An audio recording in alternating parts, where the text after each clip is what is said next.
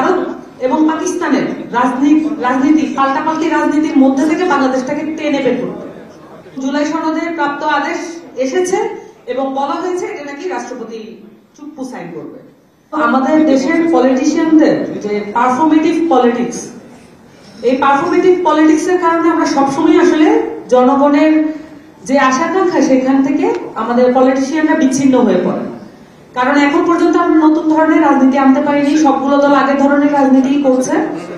আমরা দেখতে পাচ্ছি এখনো অস্ত্র, অর্থ, বিত্ত এবং পেশি শক্তি এগুলোর প্রভাব দিয়ে বাংলাদেশের রাজনীতি করা হচ্ছে এবং সিভিল সোসাইটির উপরে এক ধরনের প্রেশার ক্রিয়েট করা হয়।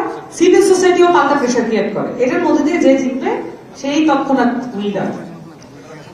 এবং আমরা চেয়েছিলাম যে ভারত এবং পাকিস্তানের রাজনীতি পাল্টাপাল্টি রাজনীতির মধ্যে থেকে বাংলাদেশটাকে টেনে বের করতে। আমরা আবারও দেখছি বাংলাদেশ এমন একটা সম্ভাবনাময় দেশ হওয়ার কথা ছিল, কিন্তু আমরা আবারও দেখছি ভারত এবং পাকিস্তানের টানাটানির মধ্যে বাংলাদেশ আবার নিমজ্জিত হয়েছে এবং এটার মধ্যে দিয়ে আমরা একটা জুলাই সনদ প্রাপ্ত হয়েছি। জুলাই সনদের আদেশ নিয়ে আমরা কথা বলেছিলাম এবং জুলাই সনদের প্রাপ্ত আদেশ এসেছে এবং বলা হয়েছে এটা নাকি রাষ্ট্রপতি চুপ্পু সাইন করবে।